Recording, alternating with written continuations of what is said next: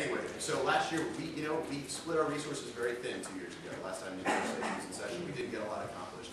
I think it's very important that we focus our resources on the issues that are most important, like saving people's lives with meningitis vaccines, like saving kids money and getting a good education with things like tax-free textbooks. Right now, UT is having to deal with the problem, and it's going to be having to deal with the problem for a long time. And I think it's important that the solutions that their student body comes up with, that we can call them T-SIPs all day long, but when it comes down to it, they're facing the problem, we're not. It's important that they get the chance to address the problem, and we don't step on their toes. We don't tell our neighbors how to run their school. And so I think when we are facing such important issues in Austin, when we do have such limited political capital, limited money, limited time, limited resources, that we focus on those issues that are really important. Do not vote for this bill. I feel so strongly about this, and I'm speaking from experience, and I'm speaking from having taken a look at this bill holistically and saying, we're basing this on a very thin student survey, about 100 people, and we're not issuing a very clear point. We're saying we think we maybe should change it, and maybe capping is the way to go. I think this reflects badly on student consent. I think it spreads the resources too thin. With that, I'm going to yield to Chair Carlson. I want to make one quick point, and I definitely agree with Owen on this. I mean, there's a lot of good points happening here. This is a problem that is going to need to be addressed in the future, but I don't believe right now that we should be devoting the resources, number one, a problem that isn't ours. And it might not look like this for us. The top 10% problem, 5 or 6 years from now, the solution might not actually work for us. But the other thing I wanted to point out is looking at the survey, which, I mean, it is a few hundred people, and it is hard to do a survey, but we'll say that is a good representation of the student body. One of the main things that these students said was important was the idea of automatic admissions. And yet one of the main things that this bill is saying is, well, we're going to cap it, which, I mean, at some point in time, we're going to figure out some sort of way to limit it. And the one thing we're going to encourage is the subchapter U policies, this holistic approach, which I'm really for, but if you think about it, if you're using more of a holistic approach, these top 10%, you're not doing automatic admissions. Our students stated very clearly they wanted automatic admissions. And the only part of this incomplete solution at all that we're having here, other than, of course, the basic concept that we need to cap to some degree, is that we're going to undermine the integrity of automatic admissions. So I think that it's something we need to work on in the future, but right now, let's let UT devote their resources to that, and let's find our own solution when it becomes our own problem. And right now, let's solve the problems that are here, that are today. Let's use our resources on the Hill, solving the meningitis things, the tax-free textbooks, getting more money for us, and not worry about it until it's something that we can tangibly get our hands around. I believe the bill authors have stated the points. Hopefully we've been able to, in our debate, also show you the other side. With that, I move to previous question. Previous question, motion on the floor, seconded by Senator Harris. All those in favor of the motion, which will cease debate, consider the immediate vote on the item, please signify by saying aye. Aye. All opposed say nay. Nay. Okay. Mr. Speaker, point of personal preference, please forward to the pie chart on the presentation. Please go to the pie chart. Mr. Speaker, point of information, how many individuals are not supporting the current top 10% law? 72? I can't read the graph. 72? Point of information, Mr. Speaker, how many are supporting something that looks anything like what's proposed in this bill? 25%? Something like that? Chair has absolutely no idea. Cannot answer that question. Point of information. Might steer for some side of the bill. Point of information directed at whoever conducted the poll. How many students were polled, and what was the sample of error, and how was the sample selected? Chair will direct your point to Senator Honorable. Very good question. Point of order, we're in the disposition of a motion. Where's the disposition of a motion? A previous question. Previous question. Privileged motions trump previous question at any point in time, Senator. Chair, I'm sorry. Senator Honorable. To answer your question, we had a survey up on SurveyMonkey. We also had, yeah, that's right, SurveyMonkey.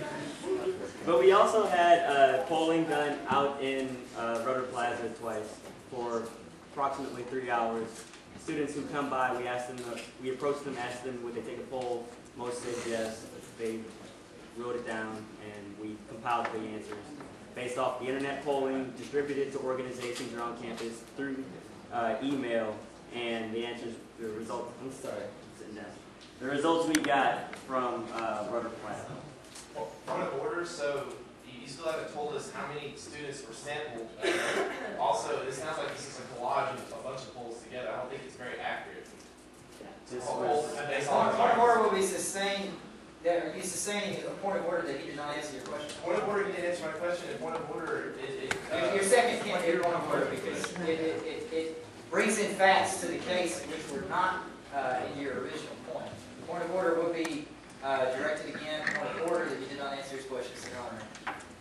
It was 1/2, 1% of the student body. I don't know, Senator Chair Brody, you know that. Chair will rule that it's approximately 435 students. All right. Chair will return 250. I'm dead wrong. Chair will rule, though, in favor of Chair Carlson in theory that we are in the middle of securing a vote on a motion for previous question. Let's not go too far from that. Chair will call his own division on the vote. All those in favor of previous question? I don't know what motion I'm trying to Well, raise. you got to make it. Point of. Point of information. Okay. Would you please explain what we're doing with the new center? Okay. Point of. All right. Like I mentioned earlier, a previous question stops debate and will move us into a vote on whatever we're dealing with. So that's what we have motioned. It's been seconded. Now what a division is basically half and half is what I heard from the body, and I do not know whether or not that is 2/3. I need to find out if that is the case. All those in favor, please signify by standing. Standing. Some of you are voting yes in verbal form and not standing up when I call a division. I guarantee that that is the case. Please do not make that the case for the rest of this meeting. I'm just really loud, Cody, it's all right. Well, Alden, I don't think you have a decibel level of 100. All right, all those again stand up. I just want to make sure. Okay, motion fails. We will return to debate. With 2 minutes remaining, Chair will recognize Senator Wilson. Point of information, Mr. Speaker. Say your point. 2 minutes. Senator Wilson Northside, as a state university of the state of Texas, we were founded on the principle and have the obligation to educate the students of the state of Texas. If we can educate students from other states, if we can educate international students, that's fantastic. That's part of Vision 20. That's what we need to do.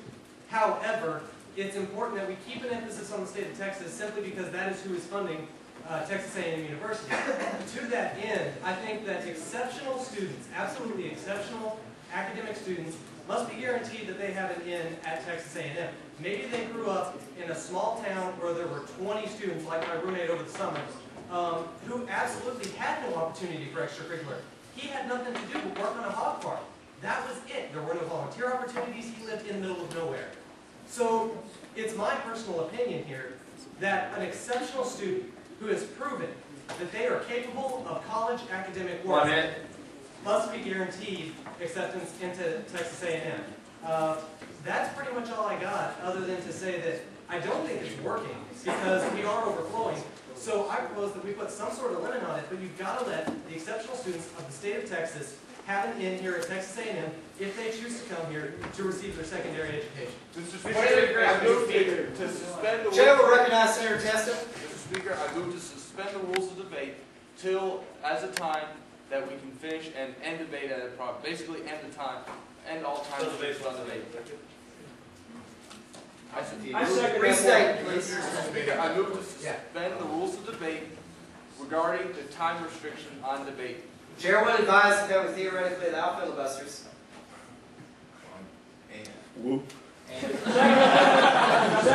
Chair will advise a filibuster could theoretically keep us here for the rest of the time. I move to modify my debate. Okay. 20 minutes. Stay in order. I need to hear the senator. To an extension of 20 minutes. Okay. Second. Motion to suspend the rules, modify the rules of debate to where debate has 20 minutes. Does this only apply to this bill, Senator? Yes. For this bill. All those, second on the floor by Senator Fields. All those in favor, please signify by saying aye. Aye. Opposed, say nay. Nay. Opinion of the chair, the ayes who have it. All right.